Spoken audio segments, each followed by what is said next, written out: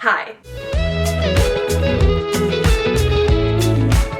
What's up, you guys? It's your girl Carly. Welcome back to my channel, or welcome if you're new here. If you are new here, make sure to click the subscribe button down below. I post videos every single Sunday, and I would love to see you in the next one. In today's video, we are talking about queer Kindle Unlimited recommendations that I have read through, that I'm obsessed, that I love, and I'm really excited to share with you guys. I actually got on the Kindle train probably this time last year, and I tore through so many of the books that people recommended on YouTube. However, all of the storylines were straight. And if any of you follow me on Instagram or you've been watching the channel for a while, you would actually know that last year in May of 2022, I came out, so the straight storylines are no longer really doing it for me. Because of that, I've been on a hunt for women liking women, queer, Kindle Unlimited content, and I have some books I want to share with you that I've been loving, that I've read basically between January and March, and today's only March 7th, that I have ripped through, that I love, and that I hope you guys will love too. Before we get into it, I do want to say my personal Kindle reading preference and book preference, especially with fiction, is fantasy and romance with like a little bit of spicy edge to it. Because of that, most of these books are fantasy books. And when I say fantasy, I mean actual fantasy world, like pirates, magic, that kind of thing. Less fiction in a way where it's just fictional characters in a fictional story. So if that sounds like something you're into, let's get into the video. First book series, let's talk Uncharted and Unbroken by Ali Temple. This book series kick-started my lesbian pirate era. I don't know what it is. I also too know that lesbians and pirates are kind of synonymous with each other, which I always thought was a joke until I started devouring lesbian pirate books. This series is 3 books with 2 of the books already out and the 3rd one coming out in April of 2023.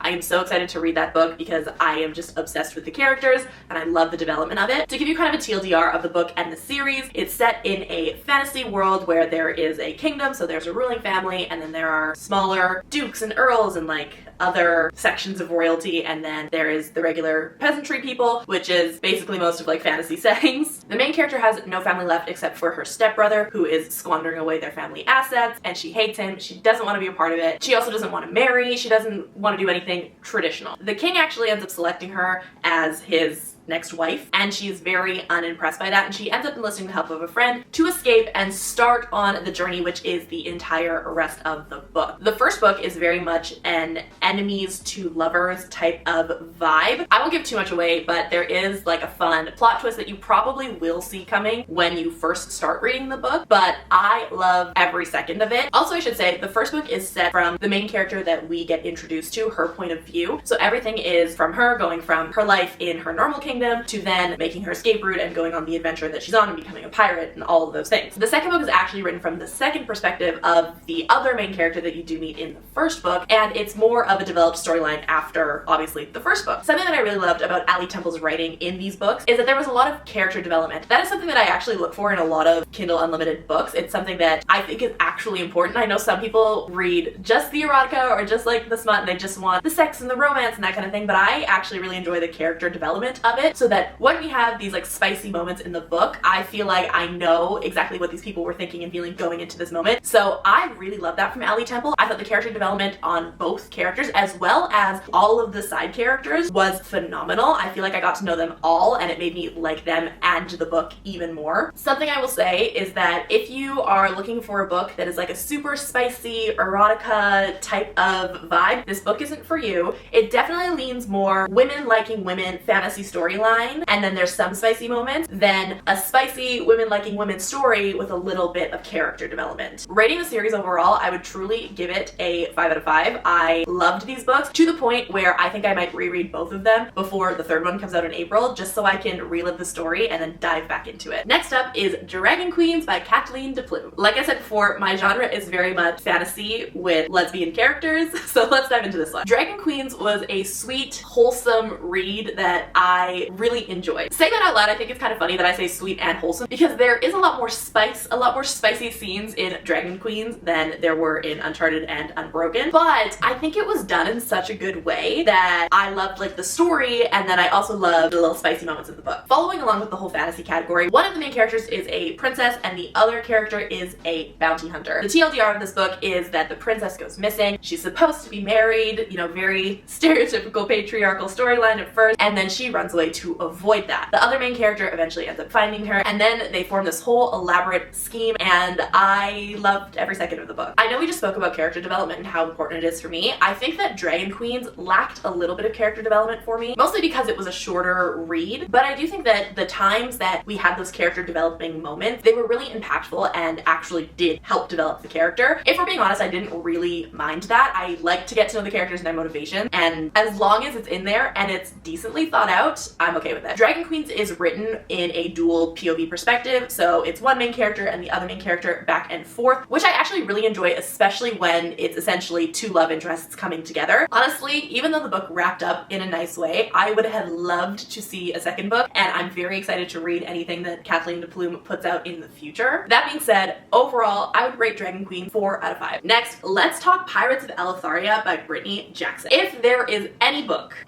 that I would recommend you to read if you are into the lesbian pirate fantasy trope, it is Pirates of Eleutheria. I actually found out this book had been nominated and won multiple awards, and I can see why, because I have not stopped thinking about this book from the moment I put it down. And to give you context, I've read at least 8 books in between reading that and filming this video, and I still think about it. Similar to the 2 books we just talked about, it is a dual POV book. However, it does heavily lean on the first main character that we are introduced to, and then we get small snippets here and there of the other main character or love interest, but for the most part, it is landing on the first main character of the story. That honestly did not bother me because the writing, the character development, the spicy scenes, it was all there for me. It was all there for me. On top of that, they did a fantastic job at developing the extra characters on the side. I will say that when I read the first chapter of the book, like the opening, it seemed like it started in the middle of the story or the middle of a story, and I was really unsure if I was going to like it because it felt like we were suddenly introduced to these people, we had no idea what their history was, and we know how I feel about character development, and I was just confused. But I continued to give the book more of a chance, and it took on a whole different story and wrapped up really nicely at the end, so the start and the end really kind of connected. To give you the TLDR on this book, essentially this is another fantasy book where there are dragons and magic and kingdoms and fighting and pirates. The main character is an excommunicated sorceress dragon magician woman. She is the last of her kind. She is trying to escape execution and meets our second main character, who is essentially a big bad bitch of the sea. This is a very much enemies to lovers storyline, very heavily on the enemies. I should say that Brittany Jackson is putting out a second book, but as of right now, we have no hard date on when that's coming out. And so because of that, coming back to the idea of the enemies to lovers storyline, while focusing mostly on the enemy storyline, I will say that it's a very slow burn of a romance because there is a second book and there's so much more to explore in that realm. Overall, this book, like I said, I still think about to this day. I'm heavily considering rereading it just for fun, even though I have so many other books to read, but I would give this book a solid 5 out of 5. I truly would give it a 5.5 out of 5 if I could, because that is how much I loved this book. Moving on, let's talk about the Chronicles of Dorsa. So in this series, there are 3 books: The Princess of Dorsa, The Soldier of Dorsa, as well as The Empress of Dorsa. These books all have the stereotypical fantasy category. There is kingdoms, there are queens, there are soldiers. When I tell you these books had me in the grips,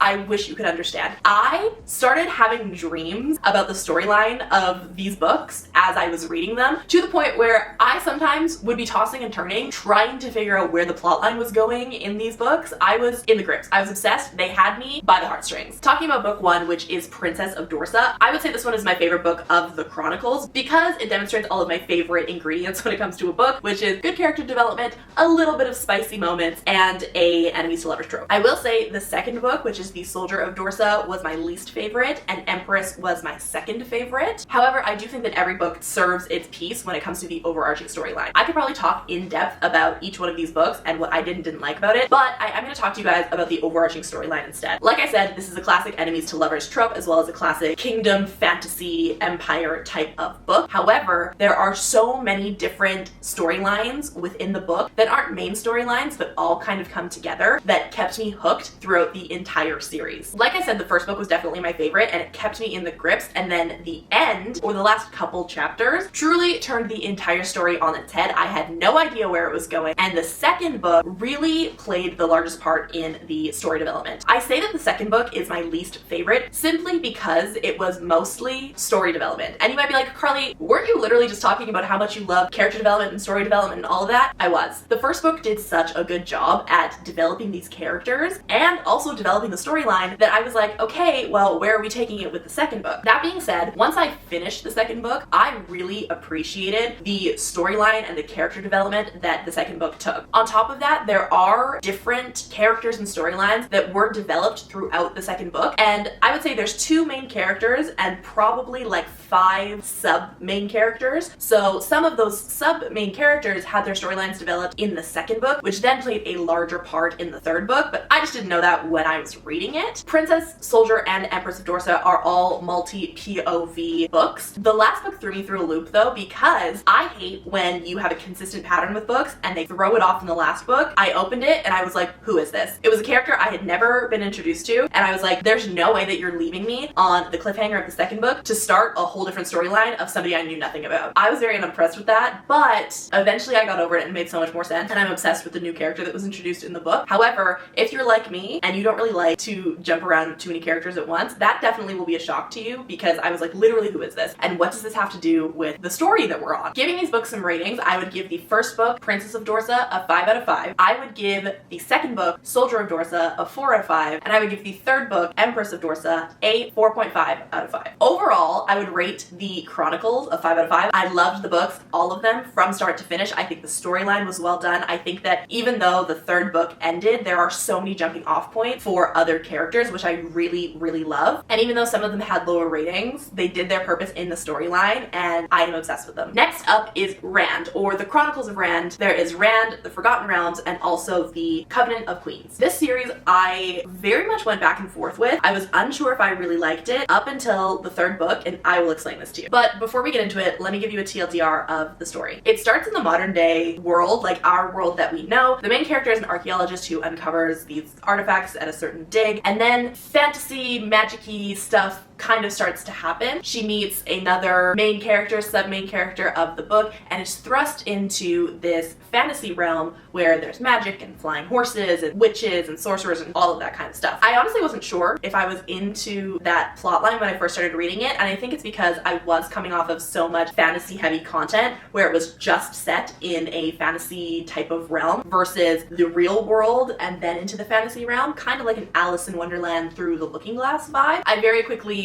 forgot about that real life category because the rest of the series is all set in this fantasy realm. Talking about the first book, which is just Rand, I had mixed feelings about it. I feel like the character development was lacking. I felt like the story was moving a little bit too fast and the writing wasn't fantastic or my favorite. There definitely was enough storyline and passion behind it that I continued to read the book, but I was surprised because this book specifically also has won some awards and is very highly rated on Amazon. And I was a little bit confused just because it wasn't necessarily my cup of tea or didn't have the strong elements that I was looking for in other books. The second book kind of changed my perspective, and it's almost like as I continue to talk about these on social media, where I do have a lesbian Kilo Rex highlight, I would give feedback, and it's like the author heard me and changed that up in the books to come. The second one, I found there was a lot more character development, the timelines were a little bit less forced and less fast, and the writing also had improved. There is one overarching love story love match from our 2 main characters that we get introduced to at the beginning of the book. Every single book also has a subsequent love pairing, love match sub-characters, which I think in the first book we rushed through the main characters pairing and it gets more developed throughout. The second and the third book had way better development in terms of relationships and romance. Speaking of relationships and romance, all 3 of these books have kind of spicy moments here and there. It's very much implied content. It's not very graphic, so if that is more your thing, if that's kind of what you're looking for, I don't know if these books will be for you. But if you're more into the fantasy category where basically all of the main characters are lesbians, then you'll probably enjoy this series a little bit more. The third book overall I would say was the best book. It had the best character development, story development, romance development overall, and like I said, it had the overarching story theme of our original main character love interest, which was developed through the entire story. That being said, I will give the series an overall 4 out of 5. I think that because it developed so much in a way that I was looking for, I really really enjoyed it at the end, and I will give the whole series a 4 out of 5. Last but not least, let's talk about the current book that I'm reading, which is called A Game of Hearts and Heists by Ruby Rowe. I knew I was going to love this book from the first paragraph that I read. From the first paragraph that I read. To give you a TLDR, it is a fantasy category, romance, multiple POV, lesbian lovers to enemies trope, which seems to be my favorite type of book. But it was something about the writing, the steaminess, and the character development, even in the first chapter, that has hooked me in, and I think about this book all of the time. Something I will say is I knew when I read the first page of this book, I was going to be so upset that I started it so early, because there is a second book in the series, but it doesn't come out until September. In a way, I'm kind of torturing myself by reading this because I'm already obsessed with it, but right now this book has me in the grips. This is a very interesting setting of a book because it is in a fantasy world, but it's less old fantasy, like king, queen, soldier, empire type of days, and more current fantasy, but maybe 20 years ago. When I say that, I kind of mean that the characters are wearing jeans and they're riding motorcycles and that kind of thing, so it's not old type of fantasy where they're riding horses and speaking in like high old English. But on the flip side, there is magic and a queendom and a royal family, old and new, married together, but in the best way possible, because we know that I didn't really love the old and new in the Rand series, but something about this book has me hooked. I would say that the pace for this book is a lot faster than the other books I've read. I don't know if there's going to be a third book. I feel like if there was going to be a third book, the pace wouldn't be as fast. We do kind of hit that enemies to lovers conversion slightly before the 50% mark in the book. The storyline of the two main characters, the lovers to enemies main characters, I think is equally as developed as the overarching storyline of why all these people have come together and the actual like mission side of the book. I actually really enjoy that because obviously I love a romance side of any book, but I also do like the development outside of just a relationship, and I think that A Game of Hearts and Heists is a really good book if you feel that way as well, or you want that out of a book. This book also does a really good job with multi-POVs, and I say that in a way where the one main character could say something, do something, or something could happen and a twist in the storyline happens, and the next chapter is directly how the other main character is receiving that information, which I like because sometimes you'll have multi-POV and it'll end off on one character and start off in a different place, and sometimes I just want to know what they were thinking. So I think this book does a really good job with the multi-POVs in that way. Like I said, I am not done this book yet. I still have a while to go, and there is a second book, but I just know as of reading this right now, I would give this book an overall 5 out of 5. And with that, it brings us to the end of this video. I really hope you guys enjoyed hearing about my current favorite queer women liking women Kindle Unlimited recommendations. I am constantly cooking through books. I am constantly looking for recommendations. So I have decided I probably will do this as a quarterly update so you guys can follow along the books that I'm reading, the books that I like, the books that I don't like, and also get some more inspiration about queer Kindle Unlimited reads to read for yourself. That being said, I also do have a highlight over on Instagram that you can check out where I give small TLDRs and reviews as I read them and as they happen. They all live on there, so if you're ever looking for updates or maybe books that I haven't necessarily talked about in these videos, because there are a few, definitely check out the Instagram and definitely check out the highlight. That is it for today's video. I really hope you guys enjoyed it. If you did, make sure to give it a big thumbs up and subscribe down below. I post videos every single Sunday and I would love to see you in the next one. Bye!